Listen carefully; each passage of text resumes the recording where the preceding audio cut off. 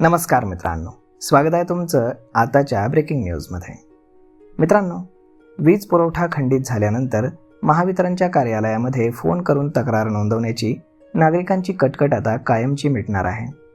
एखाद्या भागामध्ये वीज पुरवठा खंडित झाला की त्याची माहिती ग्राहकाला फोन न करताच थेट महावितरणच्या नियंत्रण कक्षाला स्मार्ट मीटरद्वारे मिळणार आहे. यासाठी महावितरणकडनं एक विशेष सॉफ्टवेअरचं अद्ययावतीकरणाचं काम वेगानं सुरू आहे. अत्याधुनिक सेवा देण्यासाठी वीज वितरणकडनं प्रयत्न केले जात आहेत. स्मार्ट मीटर बसवण्याचं काम अगदी वेगानं सुरू आहे. या नवीन प्रणालीमुळे ग्राहकांना तक्रार आवश्यकता भासणार नाही आणि वीज खंडित होण्याचा कालावधी देखील कमी होईल. नवीन तंत्रज्ञानानुसार कोणत्याही घराचा किंवा आसपासच्या परिसराचा वीज पुरवठा खंडित होताच तेथील स्मार्ट मीटर स्वयंचलित प्रणालीद्वारे थेट महावितरणच्या मुख्य नियंत्रण कक्षाला वीज गेल्याचा संदेश पाठवेल. या संपूर्ण प्रक्रियेला गती देण्यासाठी आणि स्मार्ट मीटरकडून मिळणारे संदेश अचूकपणे टिपण्यासाठी महावितरण सध्या एक विशेष सॉफ्टवेअरचं अपग्रेडेशन करत आहे. हे सॉफ्टवेअर अद्ययावत झाल्यानंतर माहितीचं आदान प्रदान अगदी वेगानं होईल.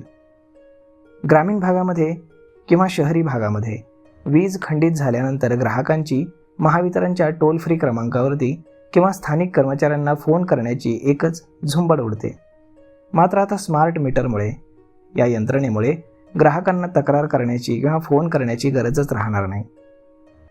हे स्मार्ट मीटर केवळ वीज गेल्याची माहितीच देणार नाहीत, तर ग्राहकाच्या वीज वापराची इत्थंभूत माहिती दर अर्ध्या तासाला महावितरणच्या यंत्रणेकडे नोंदवतील.